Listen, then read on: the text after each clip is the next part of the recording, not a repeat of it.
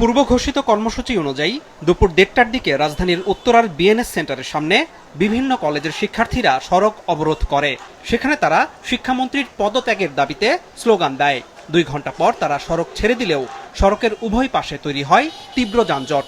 রাজধানীর science lab, ECB চত্বরেও একই কর্মসূচি পালন করে শিক্ষার্থীরা।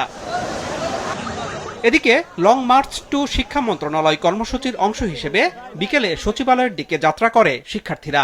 শিক্ষা ভবনের সামনে ব্যারিকেড দিয়ে পুলিশ তাদের আটকে দেয়। সেখানে শিক্ষা মন্ত্রণালয়ে আলোচনার জন্য একটি প্রতিনিধি দলকে পাঠানোর সিদ্ধান্ত নিলেও পরে সেখান থেকে সরে আসেন শিক্ষার্থীরা। এমনকি শিক্ষামন্ত্রীর পদত্যাগ ইস্যুতে ২ ভাগে বিভক্তও হয়ে যান তারা।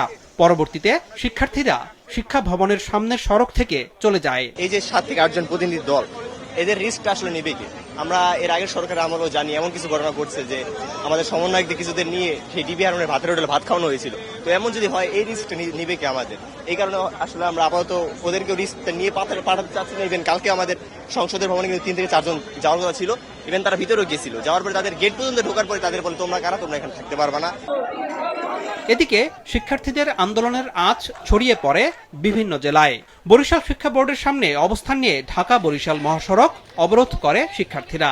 এ সময় বন্ধ হয়ে যায় বরিশাল ঢাকা মহাসড়কে যান চলাচল।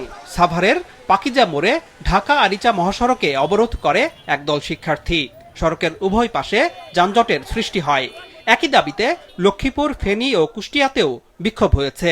উনি একজন শিক্ষামন্ত্রী হইয়া, উনি একজন শিক্ষিত মানুষ হইয়া, আমরা স্টুডেন্ট ওনার, উনি কথাগুলো আমাদের বলছে কিসের জন্য? উনি তারপর উনি যে সমস্ত কথাগুলো বলছে, আমরা ফার্মের মুরগি হ্যান ত্যান আরো অনেক কিছু বলছে, এগুলো কিসের জন্য বলছে?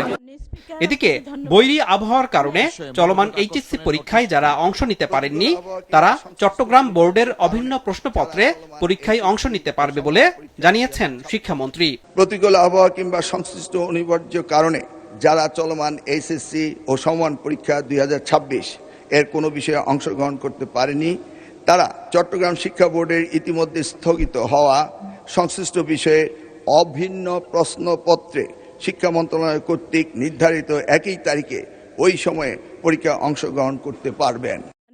যারা পদার্থবিজ্ঞান প্রথম পত্রের ভুল প্রশ্নের জন্য দায়ী তাদের চিহ্নিত করে ব্যবস্থা নেওয়া হয়েছে বলেও জানান শিক্ষামন্ত্রী। আনোয়ার হোসেন, মাছরাঙা সংবাদ, ঢাকা।